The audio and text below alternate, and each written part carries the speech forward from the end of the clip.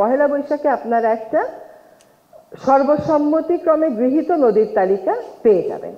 মোট 21টি খালকে আমরা দখল এবং দূষণমুক্ত করে একটা ব্লু নেটওয়ার্ক করার পরিকল্পনা প্রায় চূড়ান্ত করে এনেছি। নদীর তালিকা 1400 দেখালেই আমি কামিয়াব হলাম, আর 1100 দেখালে আমি কামিয়াব হলাম না, এই মানসিকতা থেকে সরে আসতে হবে। নদীর তালিকাটা আমাদের সঠিক করে করতে হবে, এটাই হচ্ছে বিষয়।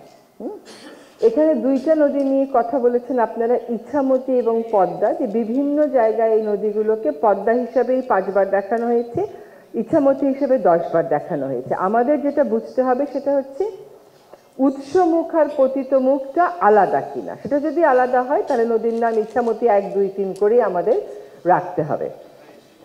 আমাদের যারা নদী নিয়ে কাজ করেন, একসময় আমিও কাজ করেছি, এখনো কাজ করছি, ভবিষ্যতেও করব।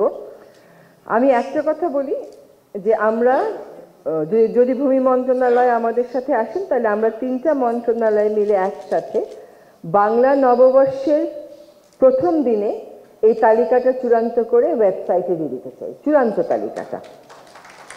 আর এখন যে তালিকাটা আমরা ওয়েবসাইটে দিব, এটা হচ্ছে যেই খসড়াটা নিয়ে আমরা আজকে কথা বলছি সেইটা, যেই 18টা নদী বাদ পড়েছে পানি উন্নয়ন বোর্ডের তালিকা থেকে সেটা, এবং যেই 224টা নদী বাদ পড়েছে নদী রক্ষা কমিশনের তালিকা থেকে সেইটা।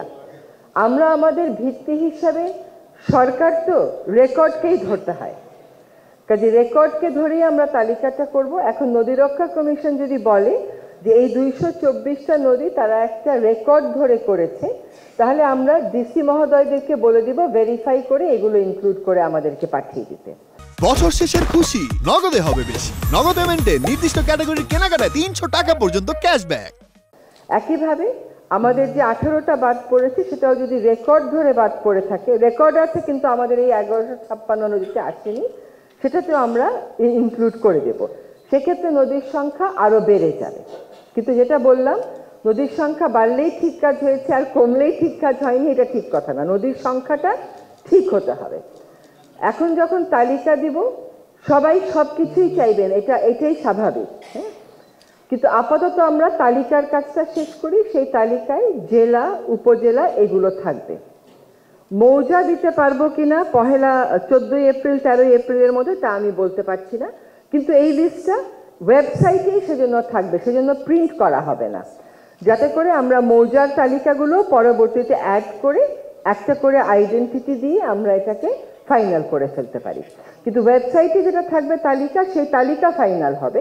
তালিকার সাথে যাবতীয় তথ্য, যে চওড়া কতটুকুন, দৈর্ঘ্য কতটুকুন, এইগুলি 14ই মানে পহেলা বৈশাখে দিতে পারবো কিনা তা বলতে পারছি না, কিন্তু এগুলো ইভেন্টুয়ালি দেওয়া হবে। পহেলা বৈশাখে আপনারা একটা সর্বসম্মতিক্রমে গৃহীত নদীর তালিকা পেয়ে যাবেন, এইটুকুন আমরা আপনাদেরকে বলতে পারি। একটা অনুরোধ নদী কর্মীদের থাকে এবং স্থানীয় মানুষের সাথে এটার একটা আবেগ জড়িত থাকে, যে স্থানীয় মানুষেরা তার নদীকে একটা নামে ডাকে, ওই স্থানীয় নামটা তারা চায় যে স্বীকৃত থাকুক। আমরা যে তালিকাটা দেব সেই তালিকায় অফিসিয়াল যে নামটা আছে সেটাও থাকবে, স্থানীয় যদি কোনো নাম থাকে সেটাও থাকবে। কিন্তু নদী কিন্তু আর দুইটা হয়ে যাবে না, একটা নদী ব্র্যাকেটে বলা থাকবে যে তার স্থানীয় কি কি নাম আছে। নদী দূষণ মুক্ত করা আসলে এত সহজ নয়। আমি সাখাওয়াত ভাইয়ের সাথে একমত যে আমাদেরকে ঢাকা শহরের যে কোনো একটা নদীকে বেছে নিয়ে, এবং প্রতীকী অর্থে ঢাকা শহরের মানুষ ঢাকার নদী বললে প্রথমে বুড়িগঙ্গার নামটা বলে, তো আমরা বুড়িগঙ্গা, তুরাগ এবং শীতলক্ষ্যা এই 3টি নদীকেই দখল এবং দূষণমুক্ত করার একটা বিস্তারিত কর্ম পরিকল্পনা করে কাজটা শুরু করে দেওয়ার চেষ্টা করব। এখানে দেখেন অনেকগুলো নদীর কিন্তু মারাত্মক দূষণ হয় শিল্প থেকে এবং সিওয়েজ থেকে। এই যে 53 বছরের কথাটা বললেন, 53 বছরে আমরা সিওয়েজ সিস্টেম পেলাম না একটা। এখন এই সিওয়েজ সিস্টেম একটা এক্সপেন্সিভ ব্যাপার, এইটা আমরা যে শুরু করে দিয়ে শেষ করে দিয়ে যেতে পারবো এটা তো কোনোভাবেই সম্ভব না, তবে শুরু করা যায় কিনা সেটা অবশ্যই দেখব। বুড়িগঙ্গা, তুরাগ এবং শীতলক্ষ্যা আমাদের প্রায়োরিটি লিস্টে আছে। আমরা সকল সংস্থা সাখাওয়াত ভাই একসাথে বসে একটা ফাইনালাইজ করে ফেলি একটা প্ল্যান, যে আমরা কাজটা কিভাবে শুরু করব।